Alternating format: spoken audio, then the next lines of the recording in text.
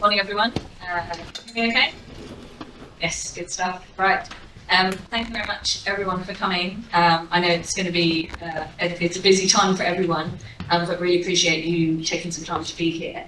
It's great to see so many faces around the room. I think, with COVID, we've not really been able to do big events like this, so this is fantastic for us to be able to support.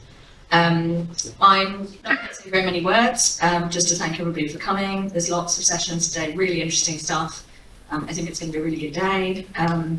There's some tea and coffee in between, there's sandwiches, and there's a reception later on this evening. So please do come and go as you wish.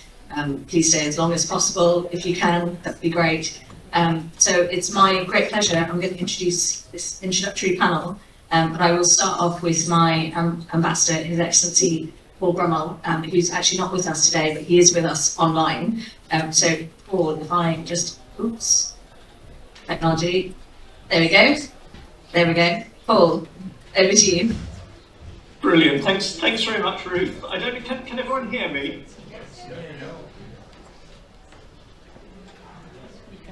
Am I audible? Yes, we can.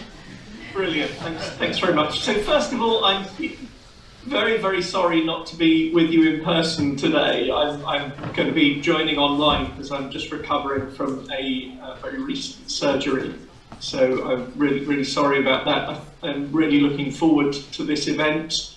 I wanted to say just a few words about the origins of it, why we thought we wanted to host an event on Ukraine and the Baltic, and why we wanted to bring this particular group together. And I think the origins of the event lay in the reaction in Latvia and across the Baltic states to the Russian invasion of Ukraine. And I think what we saw was really quite astonishing. Latvia embraced Ukrainian refugees, amounting to some 2% of its population. Ukrainian flags fly, as you see across Riga, on almost every public building. Humanitarian and military assistance has been amazing in GDP per capita terms, one of the highest levels of contribution. And it's not just a contribution from government, it feels like a kind of wider societal contribution. We've as an embassy, we've been able to visit on a number of occasions the Tabi Draugi NGO, for example, and to see their distribution centre in action, bringing together gifts accumulated from donations right across the country has been amazing. It really does feel like the response to Russia's invasion of Ukraine has been, kind of all of society solidarity. And obviously part of that is around shared perspectives on Russian aggression. Part of that is around concern that Russian imperialistic objectives in relation to Ukraine may apply to in respect of Latvia and the Baltics. But I think the starting point, what we wanted to explore today, was whether this reaction across Latvia and across the other Baltic states speaks more deeply to Ukraine-Baltic ties. We wanted to know what the history of Ukraine-Baltic relations could tell us in relation to the current reaction, and we wanted to give some thought to what the shared perspectives on Russia's invasion of Ukraine will mean in the future for Ukraine-Baltic relations. And in order to do that, we brought together, I think, the ideal set of partners. We're really delighted to be partnering with the Cambridge University Baltic Geopolitics programme, a programme that brings together British and Baltic academics looking at this region. I'd like particularly to thank Donatas Kupčiunas from the programme, who's been absolutely central in the organisation of this event. And it was crucial too to have important Latvian partners, so thank you to the University of Latvia, and particularly to Toms Rostoks as the central point of coordination. And a huge thanks to the Stockholm School of Economics as our hosts for today. And finally, I'd also like to thank our team at the embassy, and particularly Anna Plātere, who has been working hugely hard to bring everybody together. So I think that's enough from me. I'm really looking forward to today. Thank you so much to everybody who has come forward to be a panelist, a session chair, or simply to come and be with us and to contribute. I think this will be a really rewarding day, and I'm hugely looking forward to it. Thanks all very much.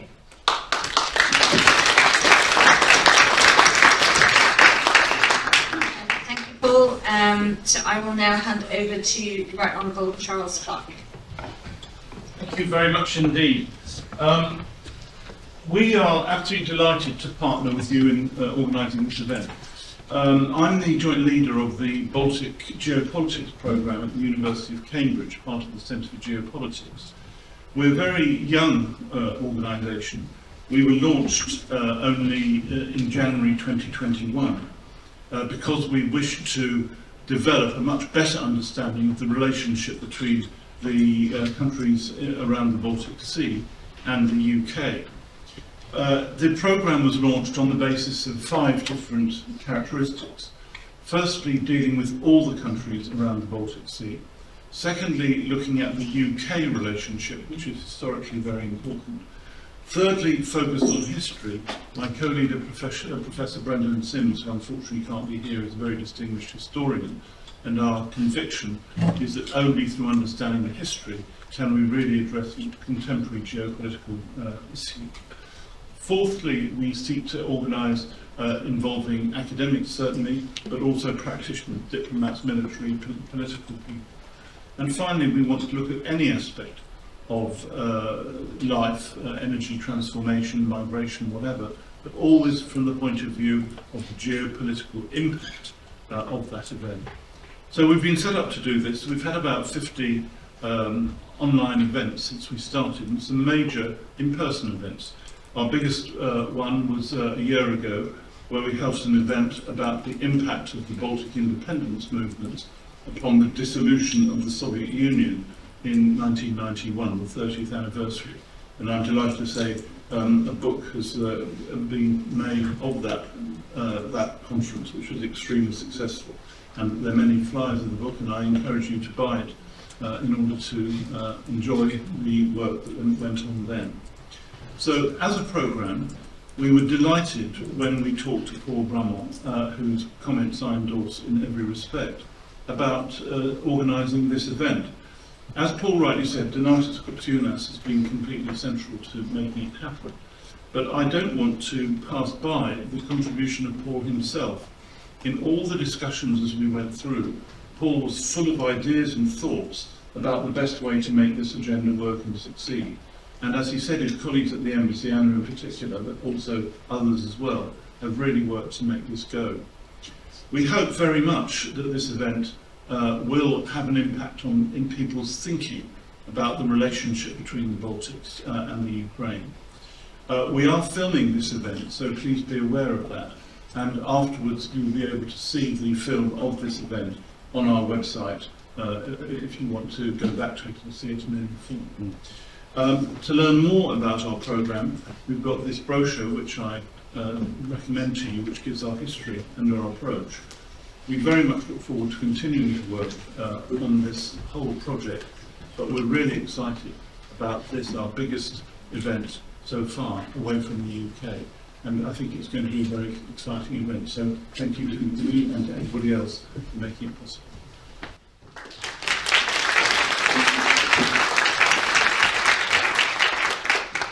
Thank you, Charles. Yeah, and I echo all the thanks as well. I mean, you know, everybody's worked really, really hard to make this a really good event, so I'm really looking forward to the sessions later today. Now let me hand over to Ms. Katarina Plātere from the Ministry of Foreign Affairs. Yes, indeed. Thank you very much, and good morning, everybody. I would like to thank the organizers, this outstanding group of organizers, for making this event possible, and also on the behalf of Ministry of Foreign Affairs. And especially, I think that this is crucial that we look at this very concept of the past, the present, and the future, as we understand that knowing past, knowing history, or even rather understanding the past and the history, it allows us to make more precise projections for the future. So to understand how it all develops and what can happen in the future.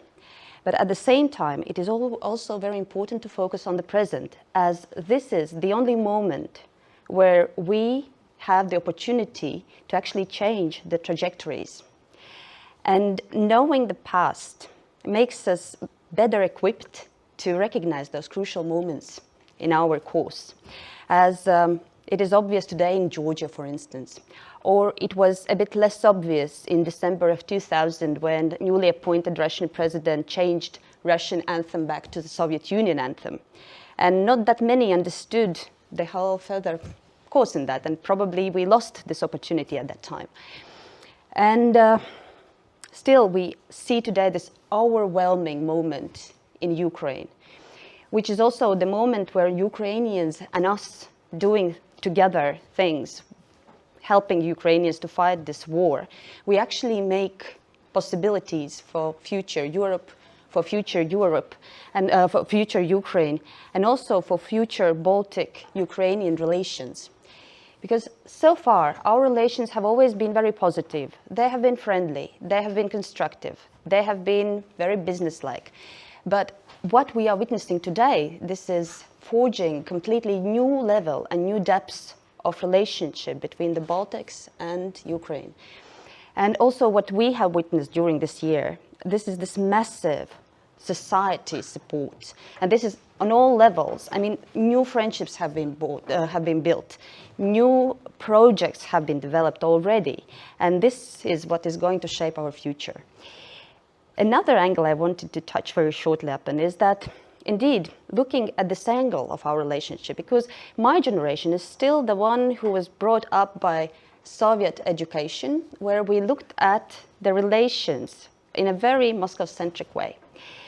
But it is very important to understand that we had relations before that, and we are going to have relations in the future. And therefore, having this angle, brought from another place, this is very important. So I really hope that today's event will be extremely successful, extremely stimulating, and that we really will be better equipped to face the future. Thank you very much.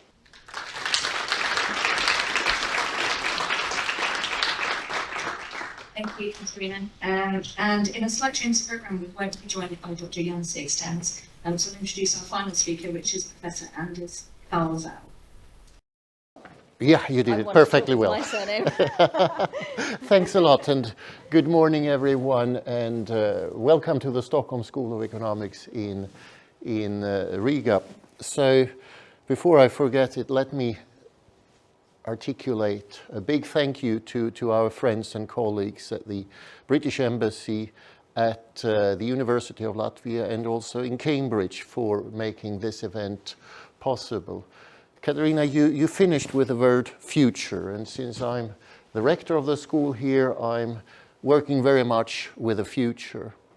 So on an ordinary day, we do not have such a distinguished audience in this auditorium. We have a very young and not yet distinguished audience. What we see and what I've seen with kind of extreme satisfaction among the students, and we do have a good number of Ukrainian students here together with students from other Baltic countries, is how they have connected, how they have engaged, and the support we heard about in Latvian society, in Baltic societies for Ukraine, is also very, very apparent here in the auditorium among students. We had a number of students living in our student dormitories. We had students whose parents were farmers and who learned that some of the students brought their relatives or grandparents to the dormitories. One day we had hundreds of kilos of potatoes and carrots coming here from Latvian society, Latvian friends of Ukraine. We had a lot of support throughout. Being a foreigner then in Latvia, I would say I could, after spending something like 20 years in this country 20 very interesting and very good years, I can be very unbiased and say that I never seen such a commitment in Latvian society, be it from the individual, from civil society, from academia, and from policymakers when it comes to Ukraine. So, in short, thank you very much for coming, and I would say the future looks very bright long term. We just have to survive short term. Thank you very much, and have a good day.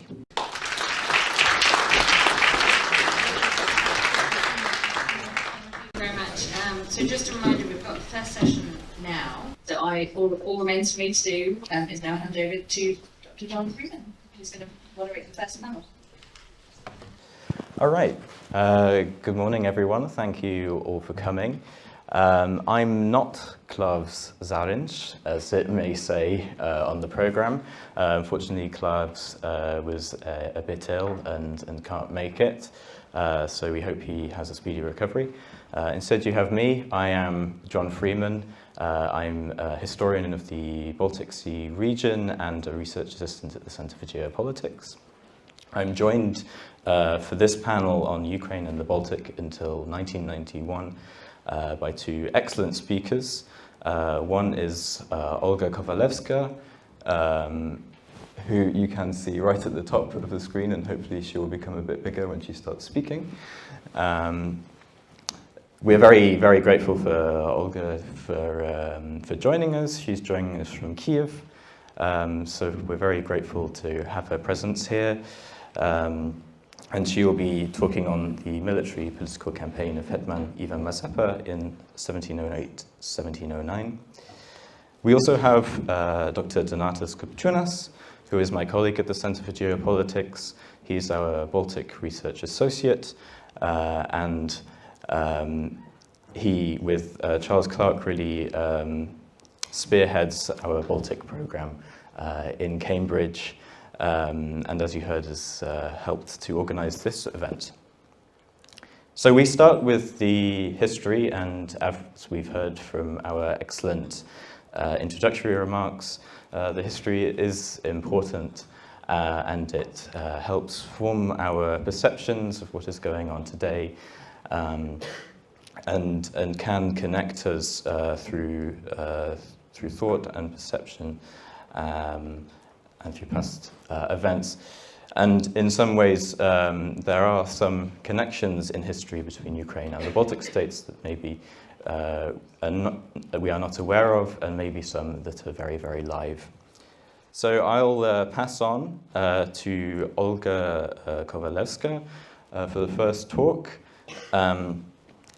She will talk for 35 minutes, and hopefully she can share her screen and share her PowerPoint, and then I'll pass on to her.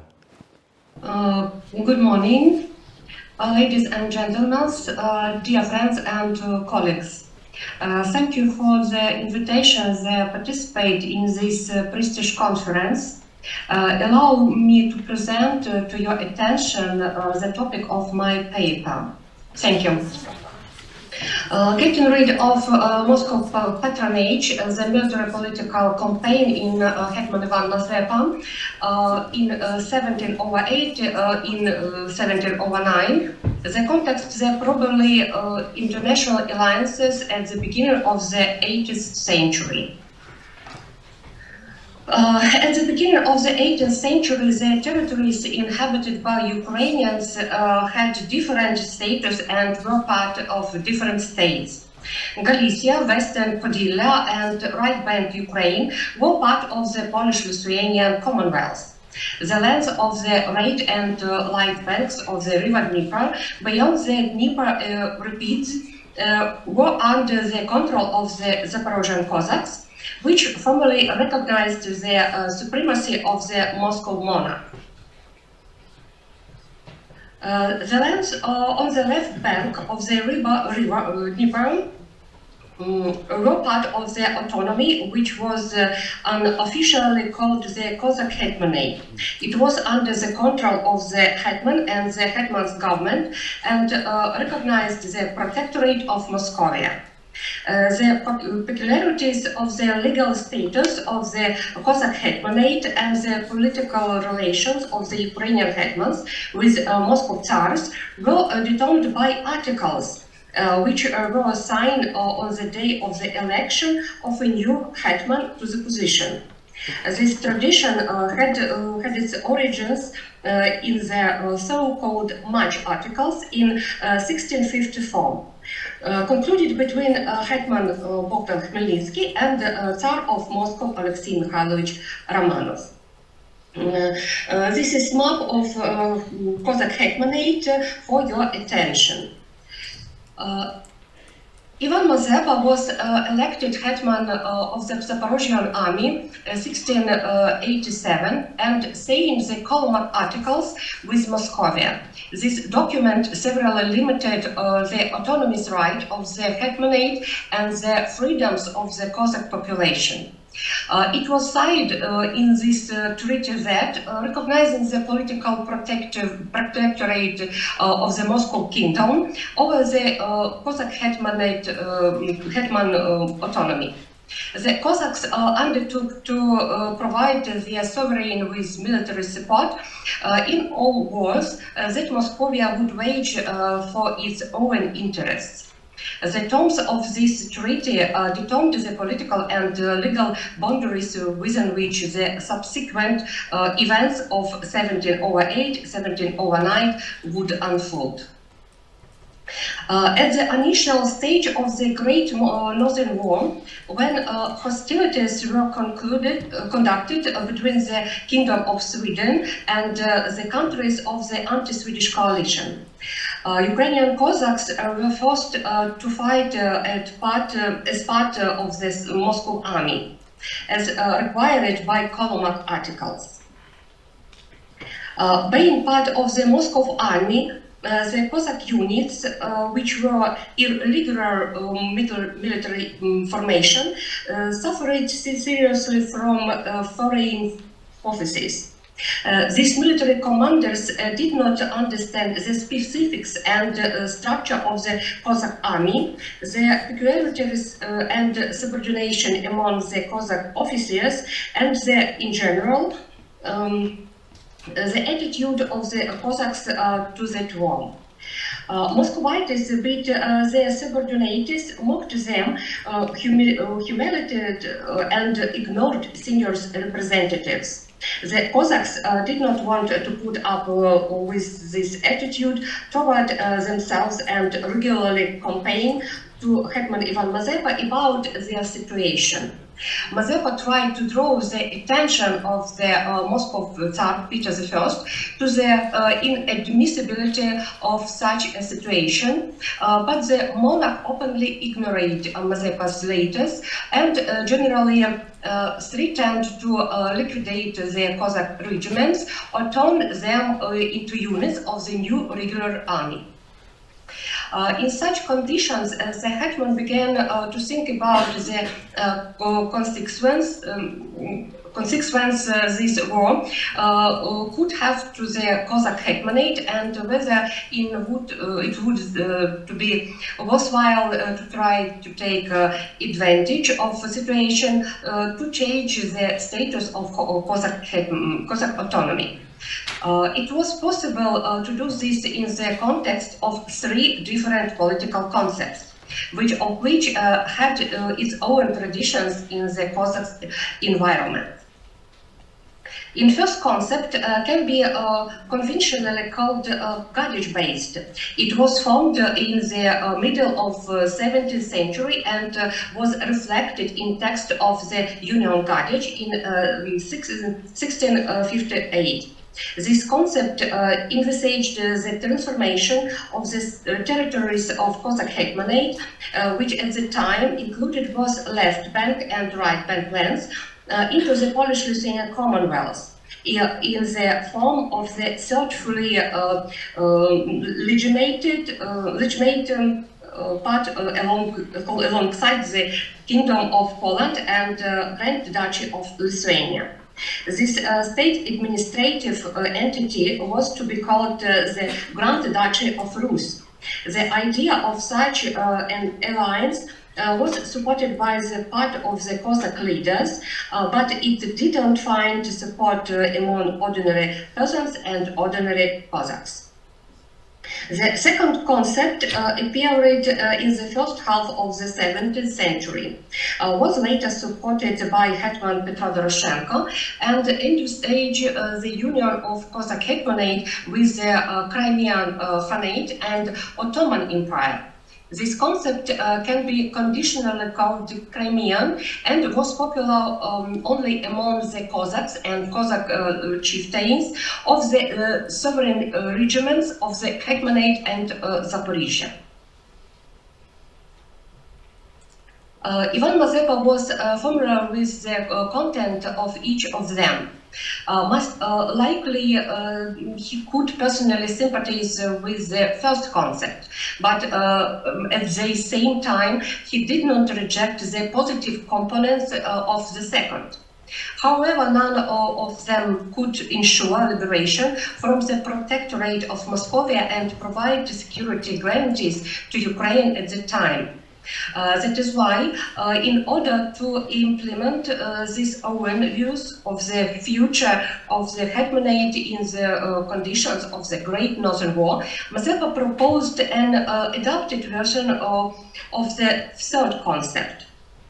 It appeared during the time of Hetman Bogdan Khmelnytsky and was partially reflected the Korsun Agreement in 1657. Conventionally, this concept could be called Swedish-Ukrainian. It envisaged an alliance with Sweden. However, in contrast to Khmelnytsky's agreement with Charles X Gustav, Mazepa's alliance with Charles XII was to go through an agreement with the pro-Swedish king of the Polish-Lithuanian Commonwealth, Stanisław Leszczyński. Ivan Mazepa, as an experienced politician and diplomat, perfectly understood that in the event that the victory in the war would go to the Moscow Tsar Peter I and his ally, the Polish king Augustus II, they would simply divide the territory of Cossack Hetmanate forever. The Polish-Lithuanian Commonwealth will absorb the right bank of the Dnieper and will not allow Cossack traditions to be arrived there, while Moscovia will capture the left bank, where it will finally eliminate the Cossack autonomy, privileges and freedoms of the local population. In the event that the victory goes to the Swedish king Charles XII and his ally of Polish king Stanisław Leszczyński, all the territories inhabited by Ukrainians at the time will be part of the Polish-Lithuanian Commonwealth. Under such conditions, the Polish will not want to grant the Cossacks any autonomous right, and even more so under the conditions of the Union of Gadich. Therefore, of the conditions of growing political, economic and military pressure of Moscovia and unclear military political prospects of both varying alliances, Ivan Mazepa started contacts with Stanisław Leszczyński back in 1705. The negotiations ended with an agreement on the restoration of relation between the Cossack Hetmanate and the Polish-Lithuanian Commonwealth under the terms of the Gadich Union. The agreement was formalized in the form for a privilege in Mazepa's name. This idea was supported by France and not opposed by Sweden. It is interesting that according to the terms of this agreement, the Hetman was to receive the Vitebsk and Polotsk voivodeship as a private possession under the rights of the Duke of Kurland, a vassal of the Polish-Lithuanian Commonwealth. Other thing was that all the above mentioned proposals lost any meaning for him after he received the title of Prince of the Holy Roman Empire in 1707, and therefore the rights and privileges generally recognized in Europe. One there was the right to change one's suzerain, that is the Moscow Tsar, to another protector without informing anyone of one's intentions. Having solved the one problem, Ivan Mazepa proceeded to solve another. In 1707, he started negotiations with Charles XII, Truth Anna Dolska, and Stanisław Leszczyński. The conditions of the future union required exact outlines only when the Swedish troops, after the defeat at Lisna, were forced to return to the territory of the Hetmanate in the fall of 1708.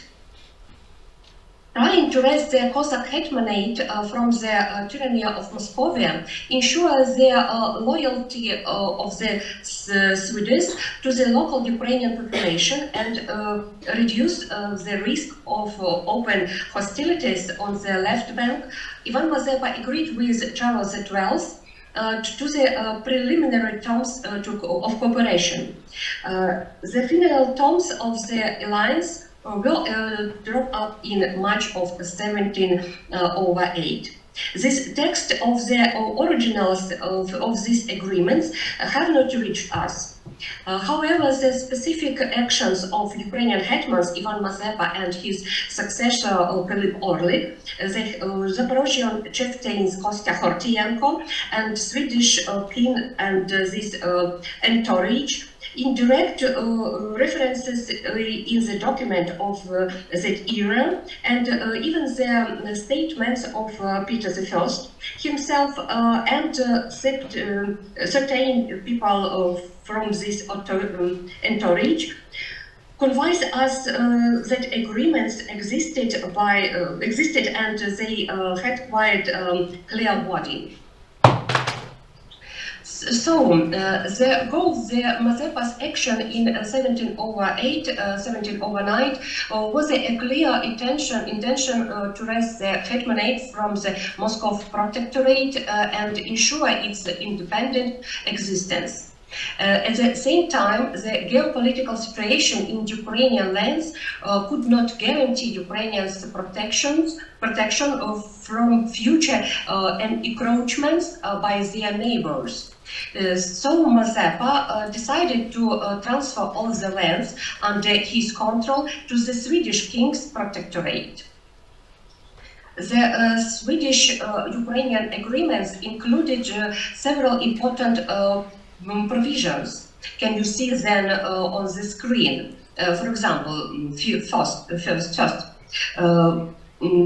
preservation of the integrity of Ukrainian territories and their protections from external enemies. Second, all the territories that once belonged to the Ukrainian Cossacks captured from the Muscovites, the Swedes were to return to Cossack Hetmanate and other.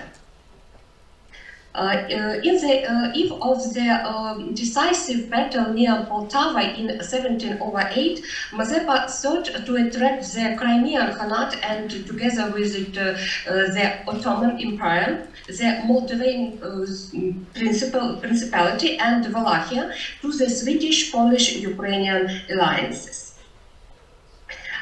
This is the military political action of Ivan Mazepa in 1708-1709, the result of a complex diplomatic game.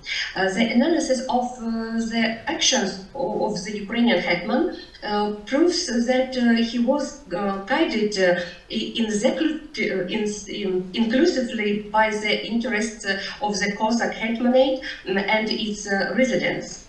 Cared about the future of Ukraine, since he had several profitable options for arranging his old age in any scenario of the end of the war, and he did not use them. The defeat of the Swedish-Ukrainian army near Poltava necessitated emigration for many of Mazepa's supporters. That's how it was at the beginning of 18th century. The first Ukrainian political emigres appeared in Europe. After Mazepa's death, Philip Orlik became their leader. Hiding from the agents of Peter I, the Mazepists as supporters of the liberation of Ukraine were called since then, tried to find near allies and interested countries that would agree to create an anti-Moscow coalition. Hetman in exile Philip Orlik and his son Gregor Orlik did a lot for this. Thanks to their efforts, the so-called Ukrainian case was remembered in Europe until the middle second half of the 18th century. The end of the Great Northern War and the signing of Nystadt Peace Treaty led to the fact that the right bank length of the former Hetmanate remained part of the Polish-Lithuanian Commonwealth until its third division in 1905. Left bank lands and the land of the Zaporozhian Cossacks were included their Russian Empire. From the end of the 17th century, anyone who tried to defend the idea of an independent Ukraine was branded a Mazepist by the Russian imperial authorities. This term was used both in the 19th and 18th century. The Russian imperial and Soviet totalitarian authorities tried to use this term to humiliate the fighters for independence. Instead, the participants of the Mazepa movement were proud of him. Later, the Mazepa movement was recognized as the forerunner of the Plātere movement, and later the Bandera movement, which were also aimed at the struggle of Ukrainians for independence. From all our Western partners should understand that for conscientious Ukrainians, the names of Mazepa, Plātere and Bandera are symbols of an aimed struggle for independence, and stop being afraid of them, since every nation has name symbols. There is a good reason that the ground forces of Ukraine now have a military unit named after Hetman Ivan Mazepa. This is 54th Separate Mechanized Brigade that is currently hiding near Bakhmut, defending the rights of Ukrainians to their own states, their own language, their own history, and the right to live in the free world with its democratic values. Thank you for your attention.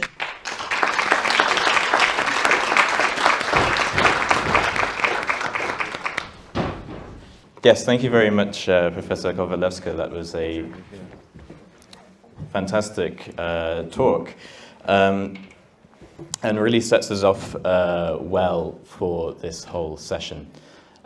Before we start with questions, we're going to hear from Donatas Kapčiūnas on Ukraine, the Baltic states, and the West at the Paris Peace Conference in 1919.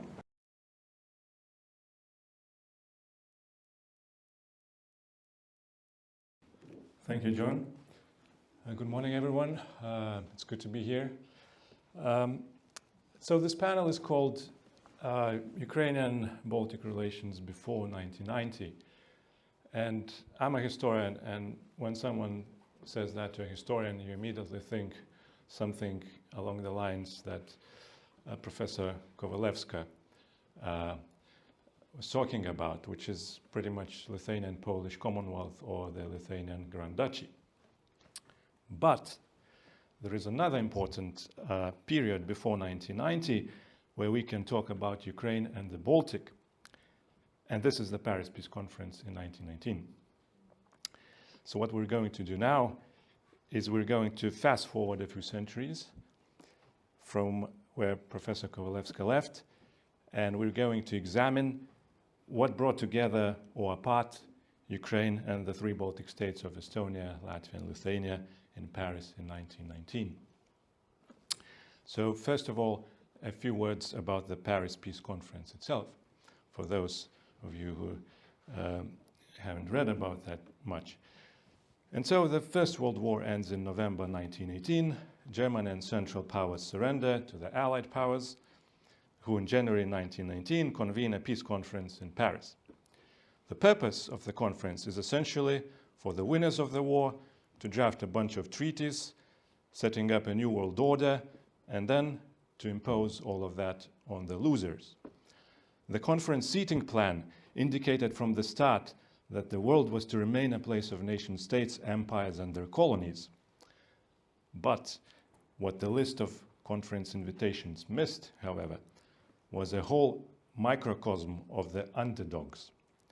The three powers that mattered most in making peace, Britain, France, and the United States, were now lobbied by too many unwelcome delegations from all corners of the world, who all came to Paris, each pushing their most diverse agendas. Delegations representing nationalities of the former Russian Empire were no exception here. Emerging out of the vacuum of power produced by the German surrender and by the civil war in Russia, these nationalities seized the opportunity and began entrenching their statehood both at home and abroad. And so Finnish, Estonian, Latvian, Lithuanian, Belarusian, Ukrainian, Georgian, Azerbaijani, and other delegations all came uninvited to Paris to ask for recognition and support. Their statehood had not been promised in Wilson's 14 points or in any other declarations of wartime propaganda. For Western peacemakers, upsetting those underdog delegations involved no significant political costs at home, as their diasporas were small and media coverage of their problems was faint. The Allies could thus easily forget their mistakes and blunders and could afford to regard these underdogs with a touch of lightheartedness that blended well with the chaos that was happening in Eastern Europe at the time. Now, as for chaos, just to take the Lithuanian example. So in 1915, forced by the German advance, the Russian army evacuated Lithuania and moved deeper into Russia, taking away everything they could carry. In 1918, the German army started evacuating Lithuania, taking away everything they could carry. There was no capital in the country, there was no train wagons or locomotives to speak of, there was no Lithuanian army yet, no elected government. The Poles wanted a piece of Lithuania, the Bolsheviks wanted the whole of Lithuania, the Germans didn't know what they want, and the Allies did not know that Lithuania existed.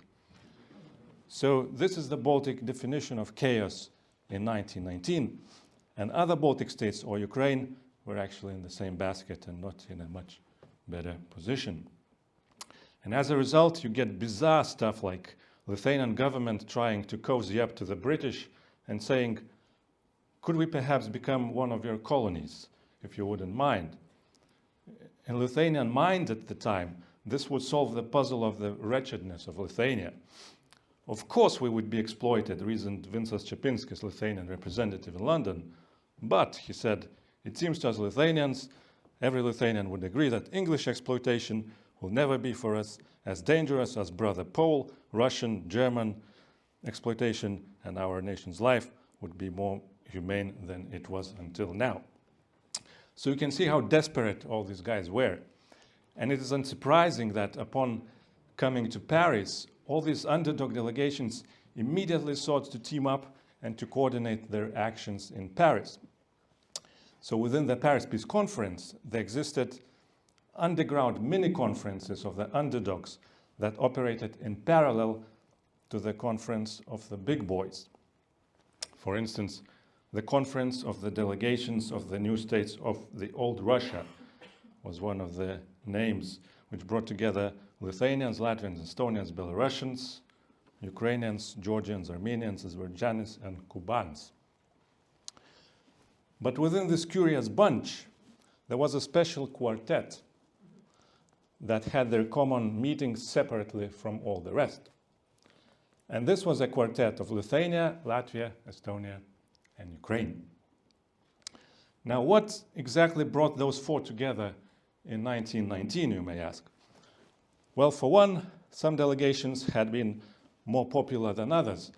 For instance, the three Baltic delegations had scorned the poor Belarusians for having, quote, neither government, nor territory, nor army. Geopolitically, this quartet sometimes positioned itself as a barrier between Russia and Germany, and they thought that the allies would like this. Lithuanians were also pushing for adding Ukrainians to the club because there was a special connection between the two. They both equally hated the Poles. And of course, this quartet was in the same basket because those four had identical basic needs. And so in February 1919, representatives of the four delegations addressed a common declaration to the conference asking to recognize their independence and asking for Allied support in their fight against the Bolsheviks and many others. And so in March 1919, this quartet was actually received by the conference's president, Clemenceau. But the only thing that the old man told them was that they were really part of the Russian question. And Clemenceau was not touching this with a 7-foot pole. The reason for that was simple. The French had invested millions in Russia before the revolution, and they still hoped to get their money back by restoring non-Bolshevik Russia. And so they feared that they would be facing a post-war Germany alone after losing their Russian ally in the East as well. And so it did not take long for those four delegations to realize that their claims and aspirations were sinking in the swamps of the Russian question. The Paris Conférence Politique Russe, which represented all what was left of non-Bolshevik Russia, with statesmen like Sazonov or Makhlakov among them, kept a watchful eye on anyone who tried to parcel Mother Russia and who tried to parcel the so-called united and indivisible Russia. Neither those prominent émigré Russian politicians and diplomats in Paris, nor the Russian white military commanders at the front wanted to hear anything about the succession of the three Baltic provinces, let alone Ukraine. For instance, Andrei Mandelstam, formerly a director of the legal department at the Russian Ministry of Foreign Affairs, informed the Allies that, quote, the natural place of Lithuania is by Russia's breast. The wrongs of Tsarism as well as Bolshevik hooliganism temporarily gave these tiny nationalities, quote, a kind of independence fever, socialist Nikolai Tchaikovsky told the peacemakers. Independence, he said, would leave the Baltic states weak economically and would only push them under Germany's domination. And if the Russians were against independence of the little Baltic states, you can only imagine what they thought about the independence of Ukraine. Нет. Of course, the peacemakers' attention to the sensibilities of the Russian crowd in Paris should not be overestimated. The Russian émigrés, after all, were the conference's uninvited underdogs themselves. Albert Kammerer, head of the Russian department at Quai d'Orsay, bluntly told the Paris Russians to declare three things if they ever wanted to be listened to in Paris: a republic, a federation, and land for peasants. The left in Paris, London, and Washington gave the peacemakers a serious headache, scrutinizing their every move that could potentially bring back reactionary elements to power in Russia.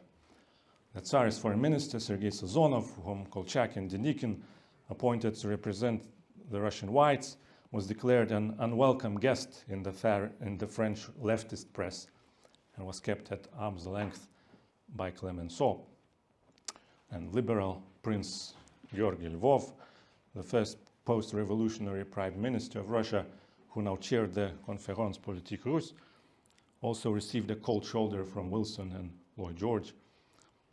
And also the Allies, besides, still had a lasting grudge over Russia's unilateral escape from the Great War. So British, French, and American delegations came to Paris prepared and brought with them country reports written by their governmental think tanks, which enlightened the peacemakers about this little-known region and informed Allied Baltic and Ukrainian policy, or non-policy, if you will. Reports of the French Comité d'études only covered Lithuania and Latvia, but their conclusions also applied to Estonia. So on the one hand, French analysts recognized Baltic civilizational exceptionalism in the Russian Empire. Quote, "The Lettish people are not an ignorant and disorderly mass," read the report on Latvia. "It is a nation of educated cultivators, industrious, tidy, thrifty, comparable to wealthy peasants of Western Europe in their low birth rate, a people with an active and influential middle class, used to administering their own affairs, capable of forming a state and capable to rule themselves just as much as Danes or Norwegians." End of quote. The Comité, however, acknowledged that complete independence of the Baltic states was not possible, and the three nationalities were seen as too small to exist independently. And it was thought that withdrawal of Russian rule would eventually be substituted by German domination, which Paris, unsurprisingly, thought undesirable.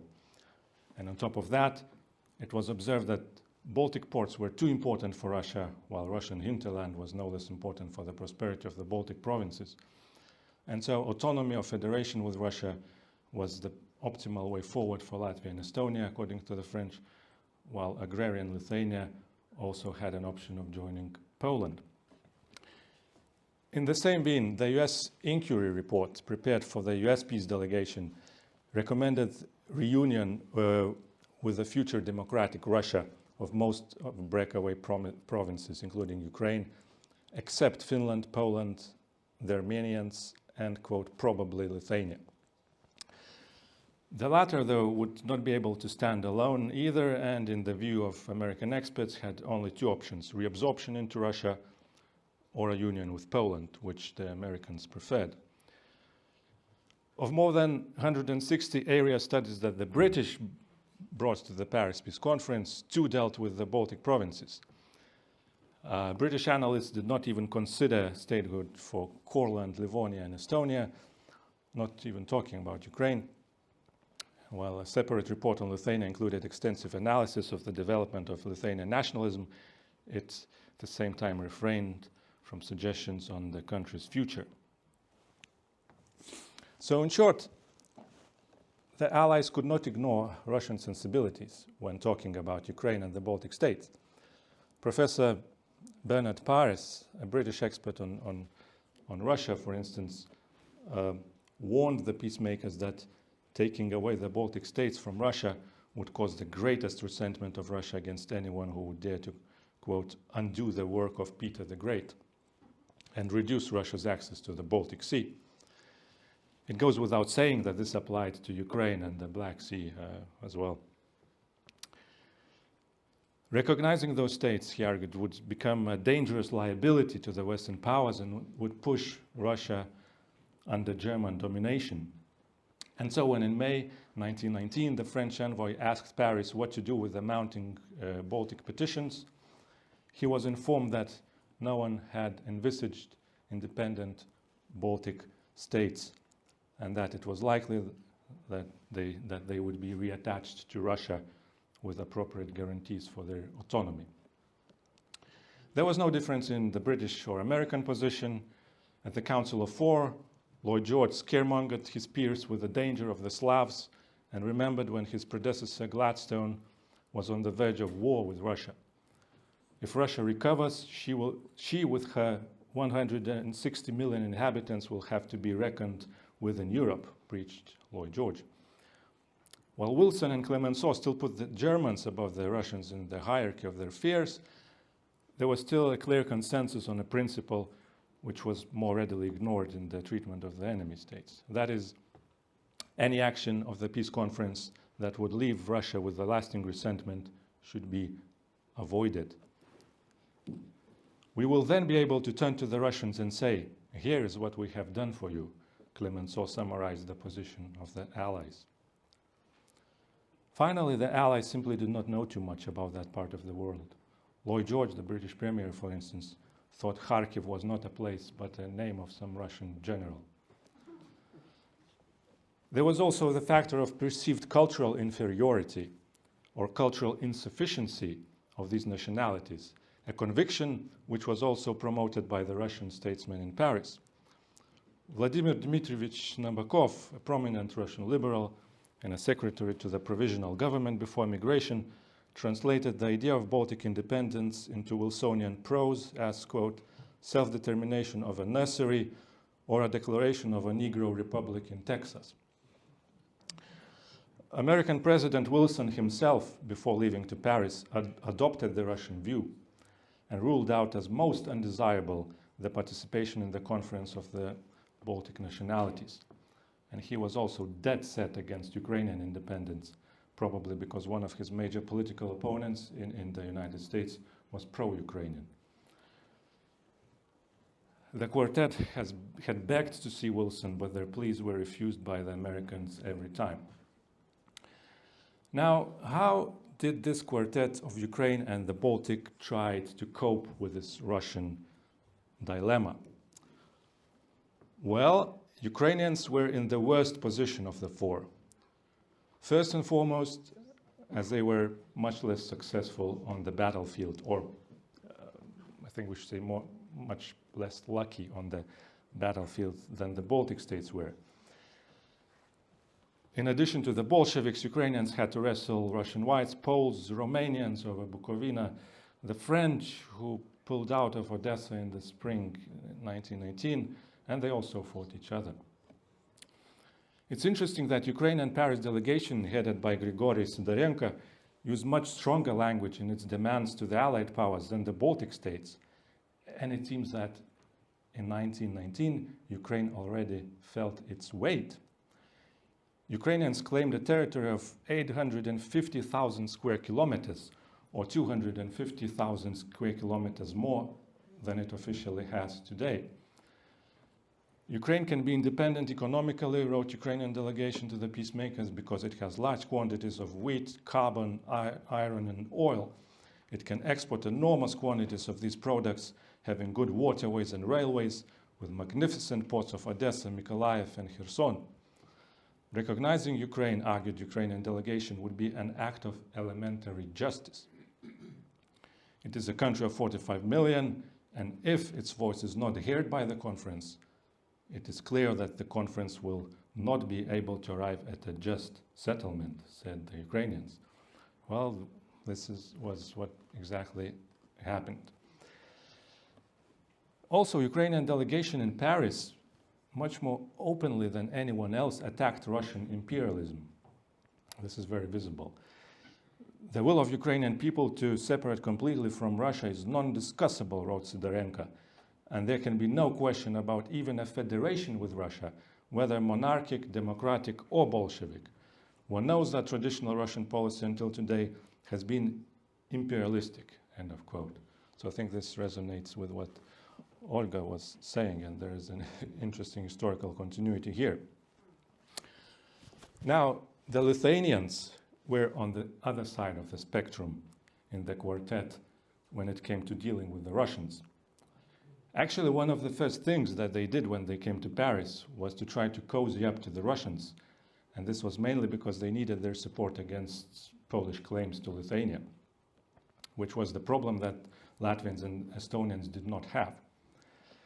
Among all the anti-Polish elements lingering in the Paris Peace Conference, it was the desperate émigré Russian statesmen who, for their own reasons, mirrored Lithuanian concerns over Polish claims in the East. When Paderewski, the Polish foreign minister, for instance, orated about a Poland of 35 million inhabitants, Sazonov wondered, not without anxiety, from where the Poles are going to pull the extra 15 million. Vasily Maklakov, the soul of the Conférence Politique Russe, now had second thoughts about Polish succession. I think we have been sufficiently stupid, or in Russia, достаточно наглупили, renouncing our rights to Poland at the time of the provisional government, he said. Like many other Russians, he was outraged by the Polish claims to Lithuania. Of course, the Lithuanians had no illusions as to the Russian position on Lithuanian statehood. Despite the hopeless situation of the whites in the civil war, Russian émigré statesmen of all strands politely dodged all Lithuanian requests for recognition, and Lithuanian Prime Minister instructed the Lithuanian delegation not to engage with the idea of a future democratic Russian Federation, and reminded that Russia had always preferred force and annexation to peaceful coexistence. But yet, as long as Russia remained in this chaos, this ultimate disagreement could be set aside for the moment, paving the way for courteous collaboration in Paris.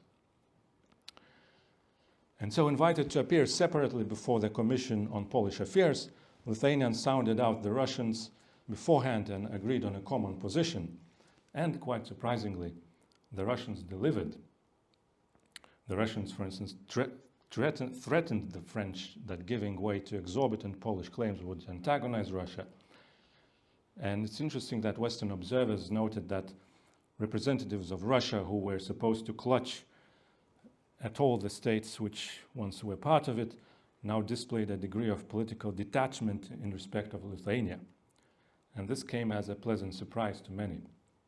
The Russian ambassador in Paris, Vasily Clarke, in his address before the French Assembly, for instance, even announced that Russia was disinterested in the status of Lithuania. So they were kind of singling it out of the bunch. Currying favor with the Russians also served to distance the Lithuanians from Latvians, Estonians, and Ukrainians in Paris, quite naturally. Seeing that Russia regarded possession of Ukraine as well as the ports of Riga, Liepaja, and Tallinn as its vital interests, the Lithuanians avoided commitments to the independence of the rest of the quartet and hoped to be spared by the Russians for Lithuanians' comparative unimportance. At the same time, such cooperation masked other instances of discord, such as frictions between Lithuanians and Latvians over the common border, as well as over the Latvian refusal to follow the Lithuanian line in its Polish policy. Lithuanians also felt proud about being the only historical nation in the quartet and did not fail to brag about this. And so it was not long before Meyerovic, the Latvian foreign minister, told the Lithuanians that Latvians, Estonians, and Ukrainians were under the impression that Lithuanians were avoiding associating with them and breaking the Baltic Ukrainian bloc. Although Lithuanian and Ukrainian delegations worked out a declaration of alliance against the common antagonists, it was abandoned due to Ukrainian misfortunes at the front. So to conclude, this quartet of Lithuania, Latvia, Estonia, and Ukraine was a thing because of their common interests in counteracting Russian imperialism. But at the same time, mostly due to Lithuanians' conflict with Poland, there were also strong divisive tendencies there. Talking about contemporary relevance of all this, just like in 1919, in 2023, there are still many of those in the West who considered Ukraine to be a Russian sphere. And just as in 1919, everything in Ukraine is being decided on the battlefield. If Ukraine pulls this off, at least militarily, it will be the strongest state in Europe, having a massive army with most of men in Ukraine probably having actual combat experience, stuffed with Western weapons from all over the world. What has changed since 1919 is that Poland is not the enemy of Lithuania or Ukraine, but it's the top one donor for Ukraine in the war, spending almost 2% of its GDP on support and receiving actually most of Ukrainian refugees. At the end of the day, geopolitical impulse for cooperation of the Baltic states and Ukraine remains the same as it was in 1919. Thank you very much.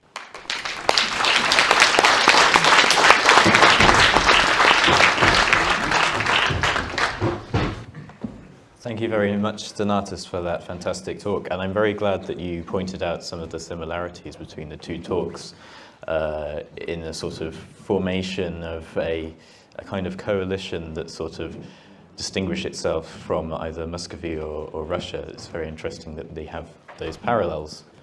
We have plenty of time for questions, just under 45 minutes actually. So I hope everyone has something on their mind that they can talk about. I have a few questions, so I'm going to, if you'll indulge me, ask a couple as well. So firstly, Professor Kovalevska, I thought it was very interesting because I look at the period just before, sort of when Bogdan Khmelnytsky's revolt is going on. And at that point, it seems to me it was everyone against everyone else. You have the Cossacks, of course, fighting Poles fighting Muscovites, and then the Swedes as well, and the Swedes being antagonistic to the Muscovites. But in Mazepa's time, this third way is sort of, as I say, more of a coalition. So how did you feel that Mazepa, having had this past of the Poles not necessarily handling the Cossacks correctly and the Russians not handling the Cossacks correctly, how would Mazepa ensure that this Swedish-based alliance would hold and would also respect the Cossacks, and that Ukrainians wouldn't be fighting again in the Baltic the next time Sweden would be fighting?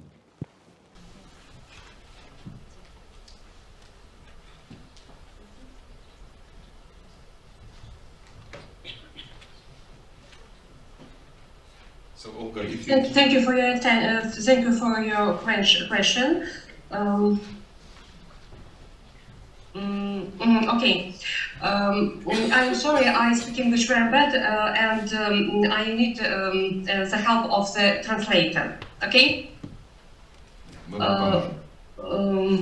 Мазепа мог организовать союз со шведами, но для этого ему необходимо было обязательно учесть ситуацию с Польшей, то есть с Речью Посполитой.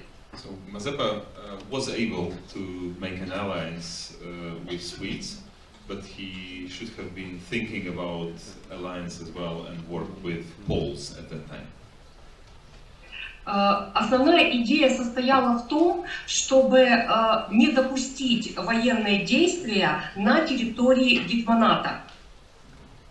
So the main idea was not to allow the war to come on the territory of Hetmanate those days. И поэтому необходимо было учитывать не только отношения с Карлом XII, но и необходимые отношения с Станиславом Лещинским. So it wasn't only about the relationship with Karl XII, but as well with the Polish leader at that time, with Leszczyński. Более того, контакт с Карлом вообще был невозможен, если бы не было контактов с Лещинским. Moreover, the contact with the Karl would not be possible without contact with Leszczyński. Поэтому в любом случае Мазепе необходимо было все сделать так, чтобы у него на всякий случай были договоры и с польским королем, и со шведским королем, и чтобы до необходимого времени Россия, то есть Московия, не узнала об этих отношениях. So Mazepa should have been very diplomatic in keeping the relationship in between with Poles and with Swedes, and without Moscovia knowing that these relationships are being in development. Поэтому Мазепа рассчитывал на то, что он сможет воспользоваться ситуацией тогда, когда это будет нужно. То есть, когда точно станет понятно, что Карл XII заходит на территорию казаческой автономии, тогда он воспользуется своими предварительными договоренностями. Если шведский король не заходит на территорию Гетманата, тогда он может остаться в качестве нейтральной стороны и понаблюдать за тем, что будет между Карлом XII и Петром I. So the main idea of those days was about the time management and making sure that if the Swedes are coming to the territory of Hetmanate, then everyone should have been informed that this relationship are being developed. In the second case scenario, if it's not happening, then the hetmanate would be kept under the protection of the previous relationship. Еще нужно сказать, что для Мазепы было очень важно в его контактах с Карлом XII, что шведский король не имел территориальных границ и территориальных претензий вообще к Украине. И шведское королевство не имело границ с казаческой автономией.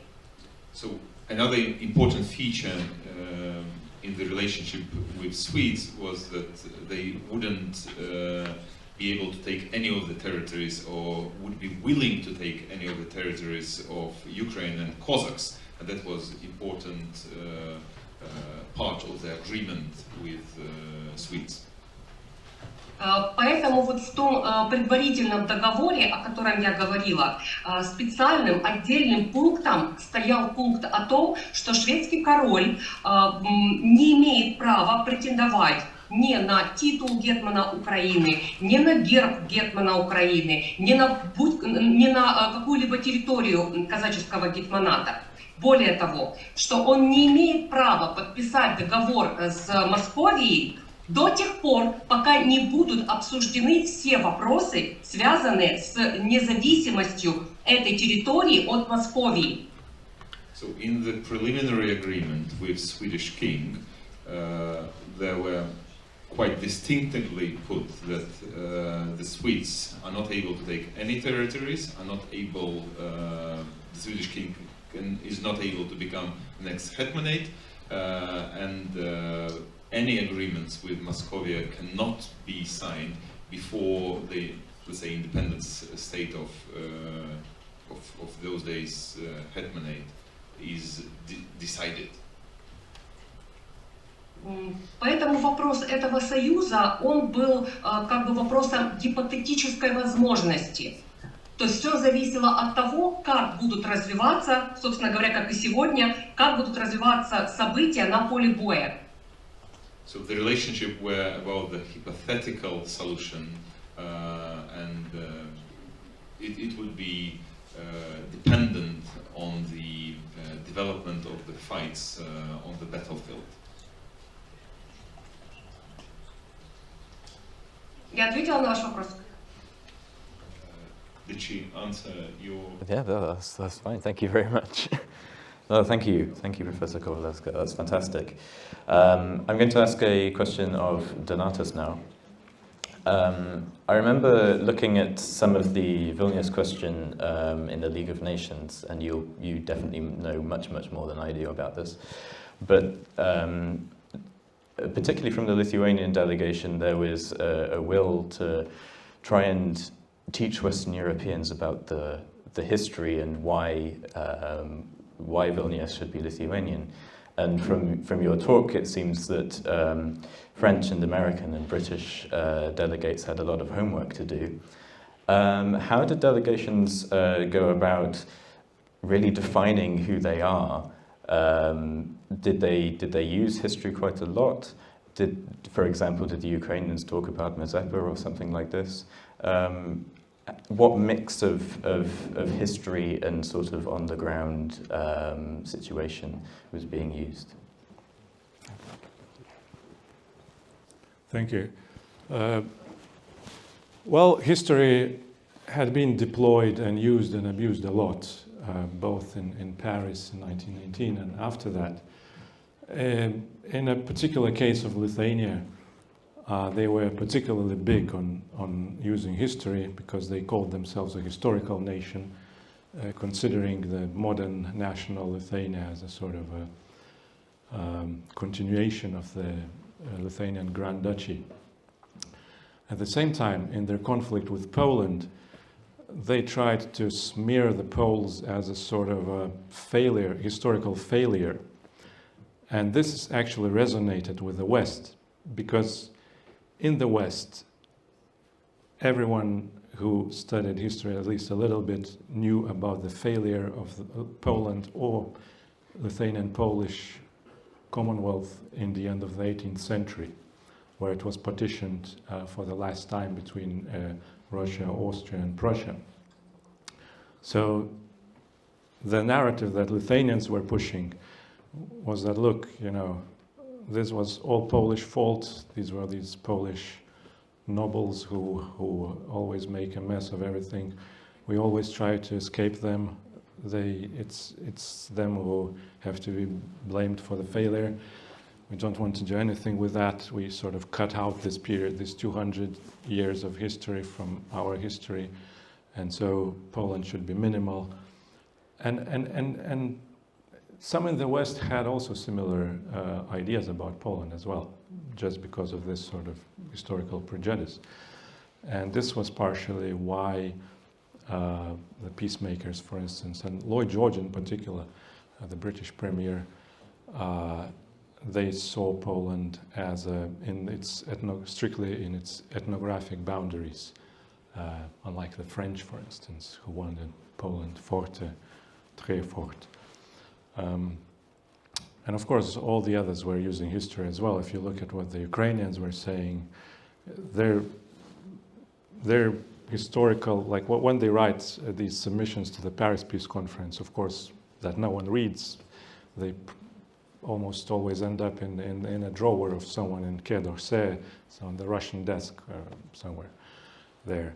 But if you just read some of those submissions in 1919, even for 1 year, they have a history of like 2 pages, what the Germans were doing to them, what the Poles, and this is all list of grievances and all the proof that Ukraine is actually an independent nation, like now we're really independent, and so we ask for Allied support for that purpose. So yes, history mattered very much. Great, thank you. I'm going to take questions from the floor. When you ask your question, could I please ask that you tell us your name and your affiliation if you have one. So any questions?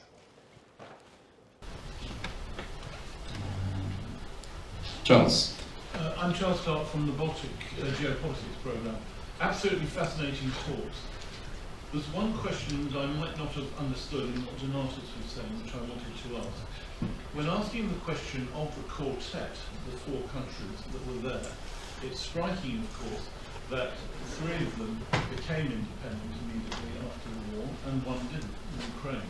And that immediately poses the question, why? I think your answer to that question was the fakes on the military battlefield principle. But I also had a sense that there were different Russian approaches to the independence demands of these 4 countries. In particular, they were less focused on stopping the independence of the 3 Baltic states than they were focused on stopping the independence of Ukraine. I really just wanted to ask Donatus whether I'd understood correctly what he was saying. So please correct me if I've not understood, or if there are other factors which need to be taken into consideration. Yes, so obviously, although they were in the same basket, all these 4 states, in terms of them being ignored at the Paris Peace Conference, being those underdogs, I would agree that their status still was quite different, taking the 3 Baltic states on the one hand and Ukraine on the other hand. I mean, Ukraine was the last country that the Russians would let go. I mean, this was like their sort of heartland, if you will. Russians knew that they would not be an empire without Ukraine, and everyone else knew as well that Russia is not going to be an empire if Ukraine was taken away from them. That's why actually the Lithuanians tried to play this importance card actually against their Baltic allies as well, as saying to the Russians, look, you want Latvians, Estonians, fine, have them. But us, I mean, look, we're like peasants, come on, we can be just this little independent state, like take Ukraine, take whatever you want, but we just don't matter to you really, so we can be friends or something like that. And I mean, for some Russian liberals, as I've said before, they kind of bought that. But of course, the question is how much those Russian liberals mattered at the time, and it wasn't much. I mean, if you see what the generals, Russian strongmen on the battlefield, Kolchak, Denikin, were saying at the time is like totally against every heresy of parceling Mother Russia, basically, united and indivisible Russia, end of the story, whether it's Ukraine or the Baltic. But this distinction between Ukraine and the Baltic, I would say, became more important after 1990. This is where Russia really treated them differently, I think. The Russians let the Baltic states go without firing a single shot. Actually, Putin let them go without firing a single shot. He just let them go to NATO, basically. But Ukraine and Black Sea region is something like apples and oranges. This is a different, totally game for them. Unfortunately for Ukrainians, and yeah, unfortunately for Europe. But yeah, this is a fact, unfortunately. Thank you. Any further questions? John, I noticed Olga wanted to, she put something in the chat. She wanted to say something. Okay, Olga, apparently you put something in the chat and you wish to say something.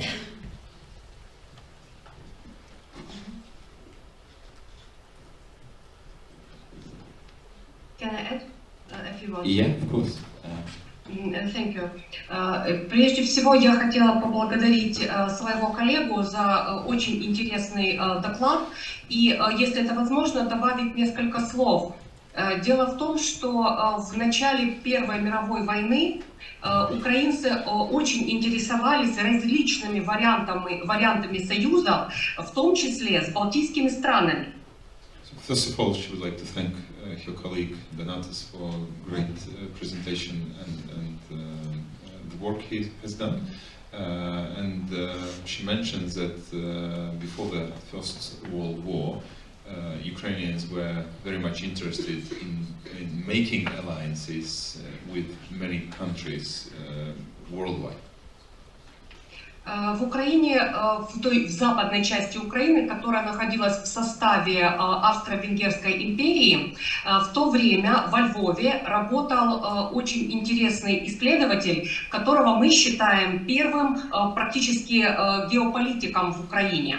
Это Степан Рудницкий. So those days in Western Ukraine, in Lvov, there was such a researcher, Stepan Rudnitsky, who is a very important figure in the Ukrainian history. Он в своих работах в 1914, 1915, 16 годах неоднократно писал о том, что украинцам необходимо заключить союз со странами Балтии, с Белоруссией и с Финляндией, для того, чтобы создать такой пояс, который бы опоясывал Российскую империю и не давал бы ей возможность расширять свое влияние дальше в Европу. So in his works in 1914-1916, he was mentioning that Ukraine must have an alliance with the Baltic countries and Belarus in order to have this protection belt from Russia. Единственный минус взглядов Рудницкого состоял в том, что на тот момент он имел определенные претензии именно к Польше, то есть он не хотел ее включать в этот Балто-Черноморский союз. So, but the only, let's say, difficulty those days was that Rudnitsky, in Rudnitsky's view, he didn't want to include Poland into this protection belt together with Baltic countries and Belarus. Но это было связано исключительно с его личными претензиями к польским властям, которые в то время окончательно взяли под контроль Восточную Галицию. But it was his really personal pain. Those days, Poland was occupying or taking by force the eastern Galicia. Поэтому на момент начала мирной конференции в Париже в 1919 году украинцы имели несколько возможностей для того, чтобы заключить договора со своими соседями. Но, к сожалению, это не могло быть реализовано, поскольку украинцы не получили той поддержки тогда в Европе, которую мы имеем сейчас. So, during the Paris Peace Conference in 1919, there was a chance for Ukrainians to get the agreements with those as European states, but there wasn't such a support for Ukrainian independence as we can see and observe now.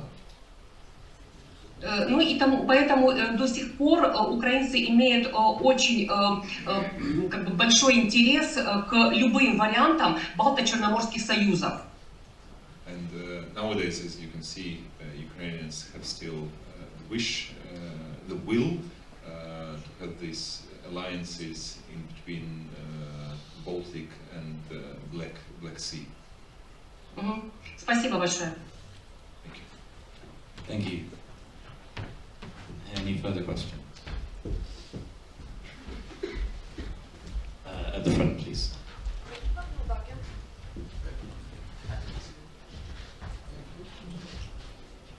Thank you.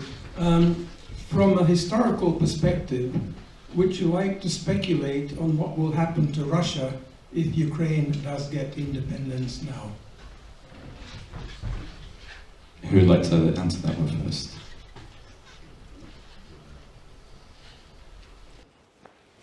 Well, they say that Russia is going to stop being an empire, essentially, and at least its ambitions would be curbed, at least for the foreseeable future. Another reverse question would be what would happen if Ukraine does not manage to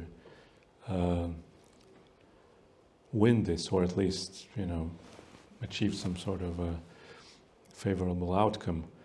In that case, I think Russia would be more assertive in the region. And this is just pure speculation, but of course I don't think they would attack a NATO country, but what they would do is they could put forward a demand for, let's say, partial disarmament of the Baltic states, or something like that, if they really win this big, because you cannot really stop easily what has been going on in Russia now, this all nationalist or even quasi-fascist upheaval that's going on, indoctrination of children. I mean, you cannot just stop this by saying, okay, that's fine, let's now not do that anymore. So that society, I think, will be much less friendly than it had been until this war started, unfortunately.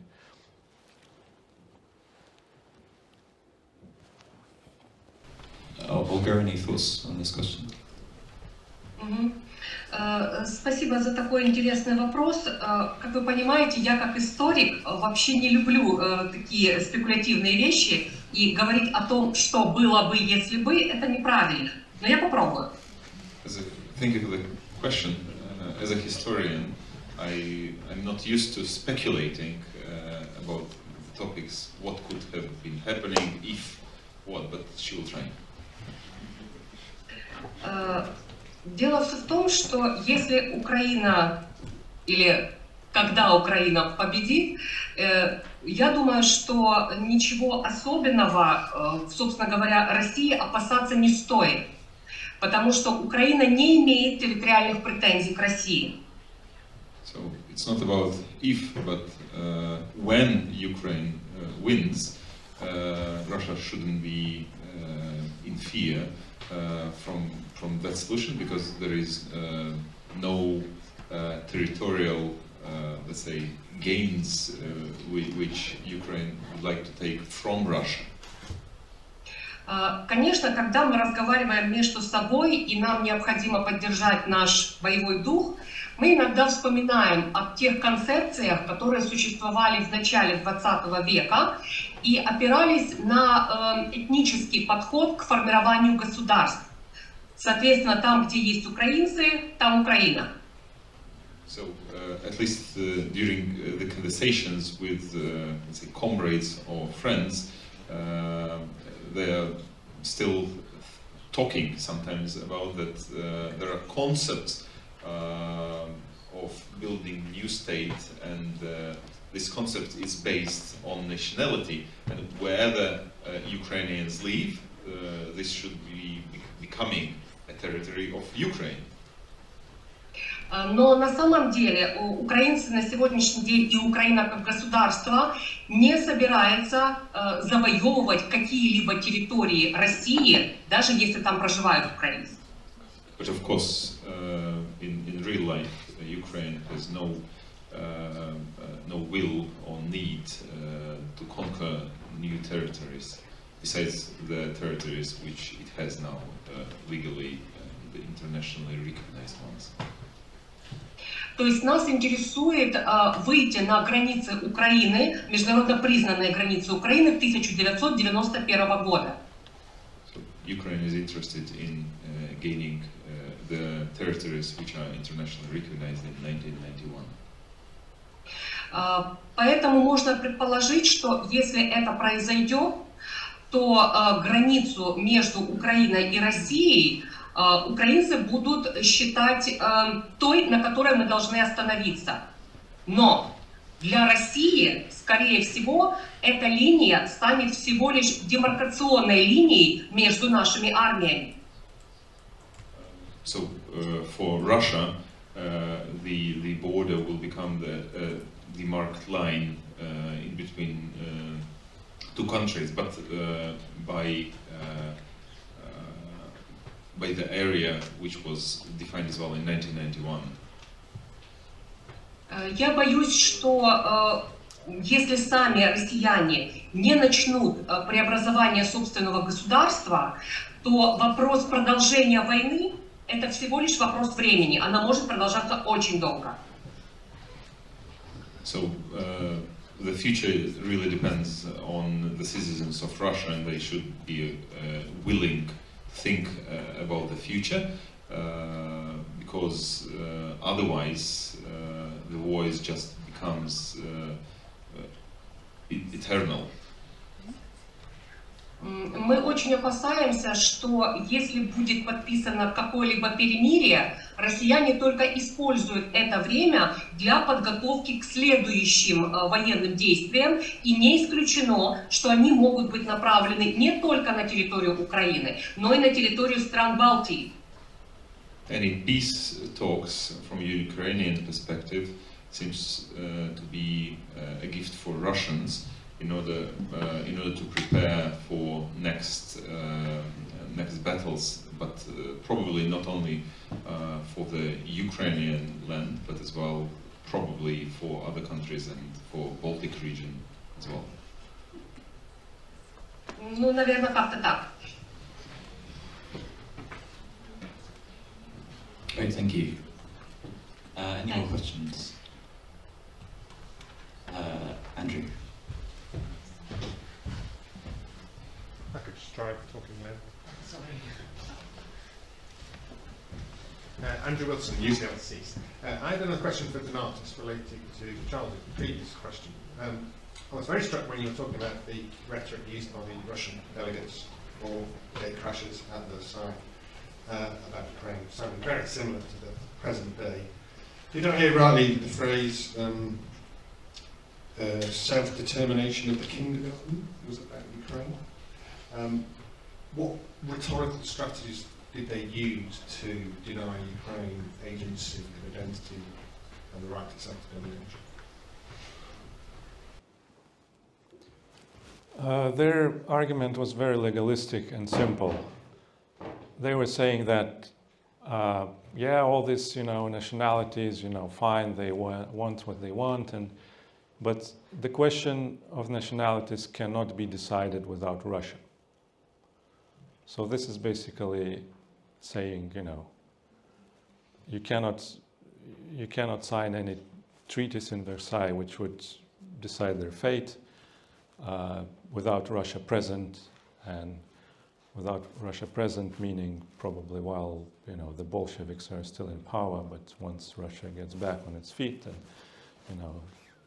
there would be a Russian government and Russian representatives, and so they would have to be consulted on the future of any of those nationalities, including Ukraine and the Baltic states.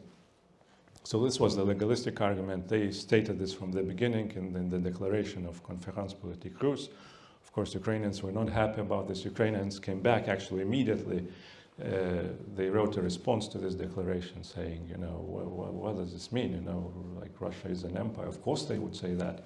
So they were trying to explain to Clemenceau that, you know, Russia is this imperialist power, and we shouldn't really listen to them. You should listen to us. And what in private, what the Russian generals were telling their, let's say, French counterparts, I mean, this is Russia. Ukraine is Russia. It's just a variation of Russians. And the French actually agreed. They wouldn't want to hear anything about independent Ukraine in 1919. That was like out of the question. Neither the Americans nor the British, no one.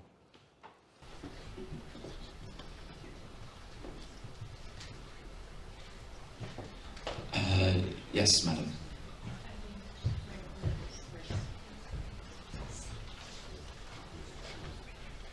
Yes, she's given the floor to me first. My name's Iman Slieges, former Latvian diplomat and former Minister of Defence, and now a researcher at the Latvian Institute of International Affairs. So thanks very much to the two presenters, fascinating presentations. I think Donatus's presentation made me think that in fact it was in some ways a miracle that we managed to get recognition after the Paris Peace Conference, and unfortunate that Ukraine wasn't able to, join us on that occasion. But I was interested in just sort of, have you looked at the parallels between, say, 1919 and 1991, or the lead up to regaining our independence? Because of course, there was very much the approach amongst Western partners, don't rock the Soviet boat, so I'd be interested in whether that's an area of research that is worth investigating from a historical perspective. Thank you. The parallels were there indeed, both in 1919 and in 1990. They were saying the same thing, don't rock the boat, right? It's Russian question, essentially. In 1990, they didn't want to upset Gorbachev, who was seen as nothing short of a miracle, really. The Germans were super happy about him, and they didn't really care about. They wanted German reunification. I mean, these tectonic geopolitical changes were happening, and it was good enough already, and the Baltic states was just something like afterthought, really. But what was different, I think it was much easier in 1990 than it was in 1919. Well, first of all, it was pretty much a battlefield in 1919. Everyone fighting everyone, the whites, the reds, the Germans of all flavors, the Poles, the Lithuanians, they were all Ukrainian, they were all wrestling each other in all these skirmishes, and it wasn't clear, like, what is Lithuania, what it should be. Should it be historical Lithuania, for instance? Estonia and Latvia, didn't have a previous, like, formal statehood before altogether, so how do you make a state out of that? You can use Russian gubernias as basis, but still, you have to prove this, that you're right to exist. While in 1990, it was a very different moment, because obviously, I think in 1989, the Soviet Assembly of Deputies declared Molotov-Ribbentrop Pact null and void. So this is the legal reason for their independence, and the obvious consequence to that is that you can sort of restore status quo ante. Also, American policy of non-recognition throughout the Soviet period also had been annoying Gorbachev very much. So when you come to 1990, yeah, it's of course there are still the same factors working against that, but the Baltics were in a much more favorable position then.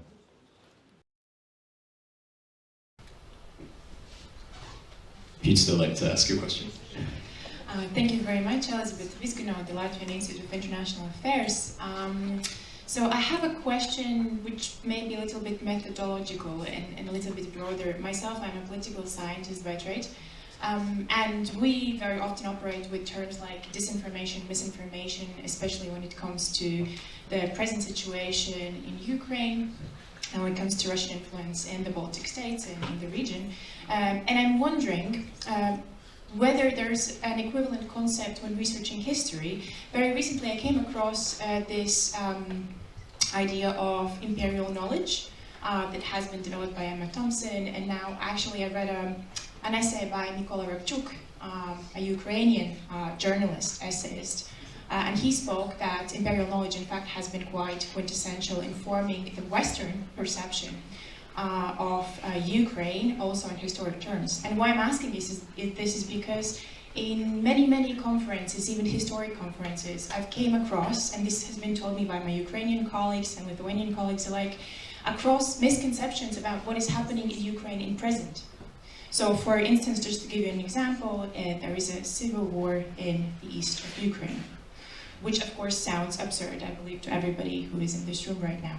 So perhaps you can give me your insights and share your ideas. Is there an equivalent concept to disinformation, misinformation when coming across historical discovery? Thank you. Would either of you want to take that first? Donatus? Yes, I mean, whenever there is war, you know, they say that the first thing that dies is the truth, right? So both sides try to paint each other in the darkest possible colors. So there's that. As to your question whether this was something, for instance, in 1919, absolutely. I mean, they were just making stuff up, like Lithuanians were making stuff up about the Poles, exaggerating everything, you know, that the Poles are, for instance, the whole Jewish question, pogroms, that was actually happening, but Lithuanians were making it look as if it was like 1,000 times worse than it was. And the Poles as well, they were smearing Lithuanians for being some sort of German agents that shouldn't really be a thing on the map of Europe. So you have this dirty fighting, including in the press. So what they do, for instance, in Paris, I can talk about the Lithuanian example, but Lithuanians devote most of their budget for bribing French newspapers in order to smear the Poles, you know, and to show that Lithuania could really do without Poland as an independent country, because the Poles were arguing the other way, that, you know, Lithuania and Poland should be united as they were 200 years before. So whenever you have this sort of international conflict, it's obviously inevitable outcome that you have this sort of engagement and dirty fighting in words as well as on the battlefield. Can I ask? Of course, yes. Если я правильно поняла, вопрос очень интересный.